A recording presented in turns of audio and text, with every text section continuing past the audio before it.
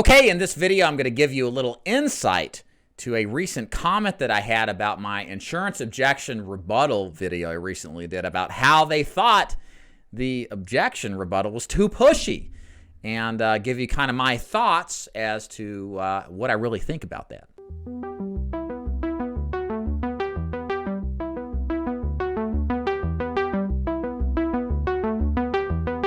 My name is David Duford, owner of the Ford Insurance Group, where I train and recruit agents nationally to sell things like final expense and Medicare, both face-to-face and over the phone.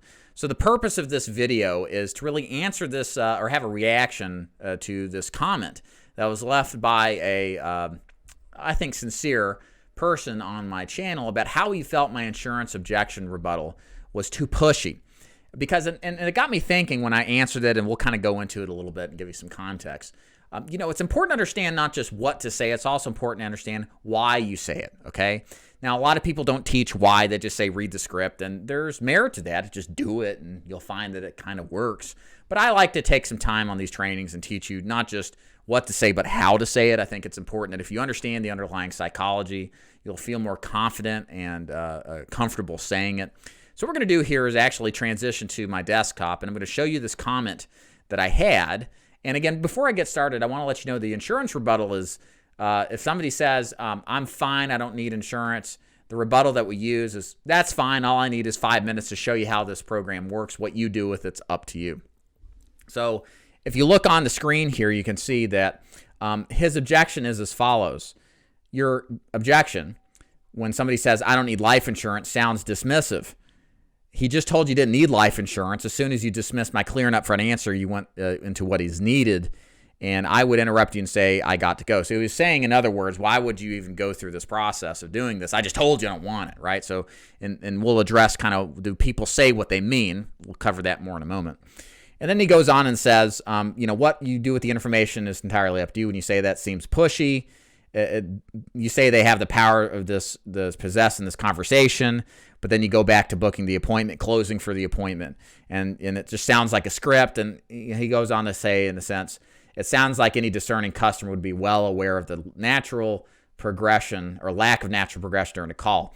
In other words, what this gentleman is saying, that he feels like it sounds scripted in his eyes, and if he were in the position of prospect, he would be very skeptical about continuing a conversation with me, because it just sounds like a script. So is this something we need to be concerned with? I think this is important to understand, and again, this is a great opportunity to give you some explanation why we do things the way we do. So is this something that sounds pushy? I wouldn't call this so much as pushy as it is assertive. But there's a reason why we have to be assertive when we're booking appointments. And I think you'll better understand why assertiveness and the script to the pitch to set the appointment is so vital once we understand kind of what's going on inside of the prospect's mind and how our choice of words and our process dictates what's going to ultimately happen if they're going to let us book the appointment or not. So the first thing I think is important to understand is that our prospects don't always tell the gospel truth. There are some people who just don't say exactly the full truth, and that's probably something we're all guilty to of variation. When our prospect says, I'm not interested, or I'm broke, I mean, if you really think about it, are they not interested completely? Well, maybe they aren't, but they did respond to a direct mail card if you're selling final expense or a Facebook lead. And if they're broke, I mean, if they're really broke, I mean, they're going to starve here in the next 7 to 10 days, right? They're not really broke. Maybe they're broke today, but not in a month when they get their check in the mail. So it's all kind of a half-truth that you're dealing with. And some people who already say they have life insurance need more insurance. So these are the things that you have to understand. You can't always trust what the prospect's originally saying. And when our script rebuttal is, hey, that's fine, all I need is 5 minutes to show you how this program works and what you do with it's up to you. Can I come at 10 or 2? There's no pressure there. It's assertive. But we kind of regard what they say and say it's okay to feel that way, but book the appointment anyway. And what that does is it allows us to get to the truth of the matter. What I believe is you begin to rebuttal objections, you get closer and closer to what the client really thinks and feels. And again, if you are a parent and you've got kids and they wanted ice cream at 10 in the morning, you might know this is exactly what we all go through as parents all the time, telling our kids no, and then they say please, and then one day for no reason we just say yeah, sure, whatever. You just realize they didn't care that much. Well, that's what's going on with our prospects. That same kind of psychology is there's a knee-jerk kind of survival mechanism that happens that isn't necessarily true. Now, we don't know it, though, until we test it a time or two with a rebuttal to see how serious of an objection it really is. So that's why we have to answer objections this way, because what they say may not actually be true, and the client may not even know it's not true until we've gone a couple of times to figure out if it really in fact is. Number two point here, this is really important. You're not your prospect. So in our example here, our person engaging me said that basically that if they were saying this, they know for a fact they would be 100% committed, and they know for a fact that they would feel offended if somebody rebutted them back. Well, the problem is you're not like most people. You are actually, I would argue, hypersensitive to salesmanship. If you've gone through sales training and if you've sold insurance or sold anything, you know kind of the basic procedure about what to expect in a sales persuasion dialogue. Most people don't get it. They don't understand it. But when you go out there and assume that everybody's going to see and read right through the writing that this is a script or you're trying to pull something over, a lot of people don't do it. And you're projecting your opinion or value on people that, frankly, if you actually get out there and do this, don't even know that or feel this is pushy or aggressive or anything like that.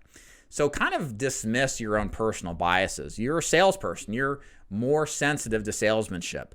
But don't paint your expectations for everybody else, because most people aren't salesmen. They don't understand persuasion. They just walk through life and make these kind of things like half-truths as they go along, and then they're challenged, and some of them book, some of them don't. But this is not a reason not to do it because you feel a certain way. Remember that.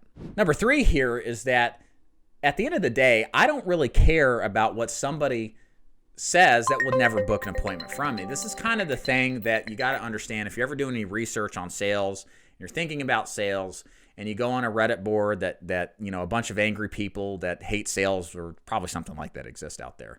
They're all going to be hypersensitive to sales, hypersensitive to persuasion, and they're going to be the loudest, most vociferous group of people. And if you take what they say as being the norm, you're going to have this jaded, inaccurate view of how salesmanship actually affects people.